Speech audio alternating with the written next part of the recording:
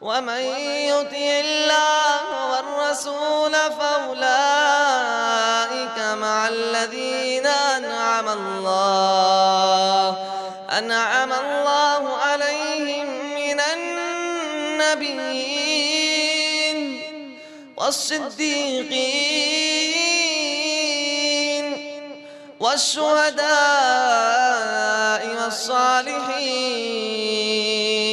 الحمد لله رب العالمين والصلاة والسلام على رسوله الأمين وعلى آله وصحبه أجمعين ومن تبعهم بإحسان إلى يوم الدين. أما بعد، فأعوذ بالله من الشيطان الرجيم. بسم الله الرحمن الرحيم. وَلَقَدْ بَعَثْنَا فِي كُلِّ أُمَّةٍ رَسُولًا أَنِ اعْبُدُوا اللَّهَ وَاجْتَنِبُوا الطَّاغُوتَ. سیرت النبی کا آج کا یہ تیسرا درس نبی کریم صلی اللہ علیہ وسلم کی سیرت سے متعلق. آج کے درس کا عنوان ہوگا کہ دنیا میں شرک کی ابتدا کیسے ہوئی. مکہ جہاں ابراہیم علیہ السلام نے اپنے بیٹے اسماعیل اور حاجرہ علیہ السلام کو چھوڑا تھا، کعبہ بنایا تھا، اسلام کا توحید کا مرکز بنا تھا، اسی مرکز میں شرک کہاں سے شروع ہوا، کیسے اس کی ابتدا ہو گئی، اور نبی کریم صلی اللہ علیہ وسلم کی بعثت کا مقصد کیا ہے. اللہ تبارک و تعالیٰ نے سب سے پہلے انسان آدم علیہ السلام کو پیدا فرمایا. آدم علیہ السلام اللہ کی عبادت کرتے تھے. آدم علیہ السلام کی اولاد بھی اللہ کی عبادت کرتی تھی. شرک کا نام و نشان دنیا میں نہیں تھا. تقریباً 1000 سال کا عرصہ گزرا تھا کہ آدم علیہ السلام دنیا میں زندہ تھے. ان کے بعد ان کی اولاد، ان کی نسل رہی، اور وہ بھی تقریباً 10 صدیاں گزر گئی.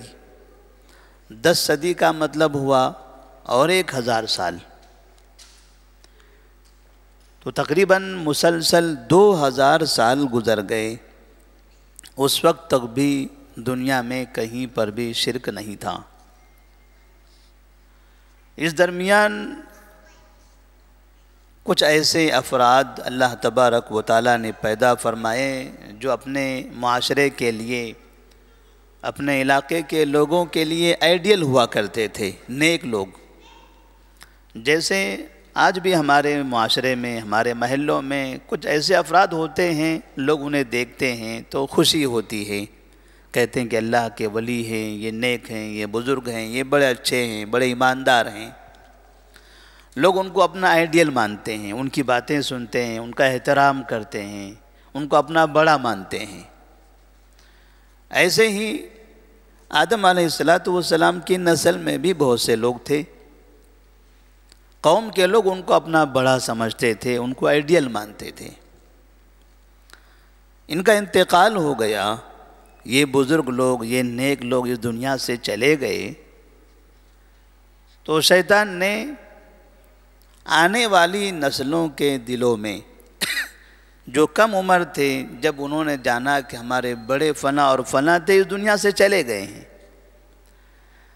تو ان لوگوں کے دلوں میں یہ بات ڈالی کہ جو لوگ گزر گئے تھے، جو لوگ گزر چکے ہیں، ان کی فلاں جگہ مجلس ہوا کرتی تھی، یہ فلاں جگہ بیٹھتے تھے، فلاں جگہ سے ان کا درس ہوتا تھا، فلاں جگہ ان کے مشورے ہوتے تھے. ایسا کیوں نہ ہو کہ ان جگہوں کو ہم اپنی مجلس بنا لیں، اسی جگہ ہم بھی بیٹھا کریں، ہماری مجلس وہاں قائم ہوتی رہے، اور جیسے وہاں ہماری مجلس قائم ہوگی تو ہمیں وہ یاد آئیں گے، ان کے اعمال یاد آئیں گے، اور پھر وہی چیزیں سوچ کر ہم بھی انہی کی طرح نیک کام کرتے رہیں گے. فکرہ تو بڑا اچھا تھا، بات اچھی تھی کہ واقعی بڑے لوگوں کی جگہوں پر بیٹھیں گے، ان کی مجلس میں بیٹھ کر ان کو یاد کریں گے اور ان کی طرح نیک اعمال کرتے رہیں گے۔ یہ ایک نسل گزر گئی، آہستہ آہستہ پھر ایک نئی نسل آئی، اور اس نسل میں شیطان نے اس نئی نسل کے دلوں میں یہ بات ڈالا کہ تمہارے باپ دادا فلاں جگہ پر فلاں کی عبادت کیا کرتے تھے، وہ فلاں مجلس ہے، وہاں پر تمہارے بال ہونے کے لیے ضروری نہیں ہے کہ غلط راستہ ہی ہو۔ جیسے شرک داخل ہوا، شیطان نے تو یہ بتایا تھا کہ یہ اچھے لوگ تھے، ان کو یاد کرنا اچھی چیز ہے، ان کی طرح بننا۔ انہوں نے یہ نہیں کہا کہ تمہارے نبی تھے، تمہارے نبی نے یہ طریقہ بتایا ہے، تمہارے نبی کے نقش قدم پر چلو۔ نبی کو چھوڑ کر، انبیاء کو چھوڑ کر، آدم علیہ السلام اور ان کے بعد جو انبیاء آئے تھے ان کا نام نہ لیتے ہوئے، ان کے راستے کا تذکرہ نہ کرتے ہوئے، نبی کے علاوہ اب اس قوم کے بزرگوں کے حوالے دیے۔ اور آج بھی مسلمانوں میں آپ دیکھیں گے، مسلمانوں میں بڑے بڑے فرقے نبیوں کی وجہ سے نہیں ہیں، کوئی نبی کے نام پر فرقہ نہیں بنا ہے مسلمانوں کے درمیان۔ مسلمانوں میں جو بڑی بڑی جماعتیں، بڑے بڑے فرقے بنے ہیں، وہ نبی کے علاوہ جو دوسرے بزرگ لوگ ہیں، بڑے لوگ ہیں، نیک لوگ ہیں، علماء ہیں، محدثین ہیں، فقہاء ہیں، ان کے نام سے ہیں۔ نبی کے نام پر مسلمانوں میں فرقہ نہیں ہے۔ اس شروع میں بھی ایسا ہی ہوا۔ جب لوگوں کے درمیان میں گمراہی شروع ہوئی، تب اللہ تبارک و تعالیٰ نے نوح علیہ السلام کو بھیجا۔ اس لیے جب پوچھا جاتا ہے کہ سب سے پہلے نبی کون ہیں، تو جواب ہوتا ہے آدم علیہ السلام۔ اور پوچھا جائے کہ سب سے پہلے رسول کون ہیں، تو جواب ہوگا نوح علیہ السلام۔ نوح علیہ السلام کی بعثت اس وقت ہوئی جب اس قوم کے درمیان میں شرک کی شروعات ہو چکی تھی، اور اس طرح سے پھر نیک لوگوں کی تصویریں، ان کے مجسموں سے دنیا کے اندر پھر پتھروں کی، درختوں کی، جانوروں کی، سورج کی، چاند کی، آہستہ آہستہ شرک میں ترقی ہوتی چلی گئی، اور شرک کے مناظر ہم الگ الگ دیکھ رہے ہیں۔ ایک سبق اس سے یہ ملتا ہے، مسلمانوں میں یا انسانوں میں جو شرک کی شروعات ہوئی، اس کی شروعات کرنے والے مسلمان ہیں۔ دوسری چیز، شرک کی جو شروعات ہوئی، یہ مسلمانوں کے جو بڑے لوگوں کا انتقال ہوا، جن کو مسلمان اپنا بڑا سمجھتے تھے، ان کی یاد میں، ان کے تصور میں۔ جیسے آج بھی دنیا کے اندر مسلمانوں میں جو شرک ہے، وہ شرک کس وجہ سے ہے؟ اگر ہمارے شہر میں مسلمان شرک کر رہے ہیں تو یہ فلاں ولی کی درگاہ ہے،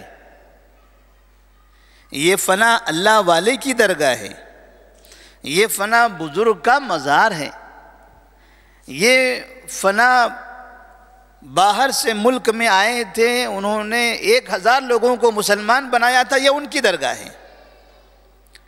یعنی تصور یہ ہے کہ جو نیک لوگ ہیں، جو بڑے لوگ ہیں، جو اچھے لوگ ہیں، ان کا انتقال ہو گیا، ان کے ناموں کی درگاہیں بنائی گئی، مزاریں بنائے گئے، اور مسلمان انہی کے سامنے سجدہ کرنے لگے، انہی سے مانگنے لگے، انہی کا طواف کرنے لگے۔ تو دنیا میں بھی شرک کی شروعات ایسے ہی ہوئی تھی۔ تو بڑے لوگوں میں غلو کرنا، ان کی محبت میں حد سے تجاوز کرنا، یہ شرک اور برائی کا سبب بنتا ہے۔ پھر یہ سلسلہ چلتا رہا، الگ الگ نبی دنیا میں آتے رہے، قوموں کو شرک سے منع کرتے رہے، بہت سے لوگ شرک سے توبہ کرتے تھے، بہت سے لوگ شرک پر باقی رہتے تھے۔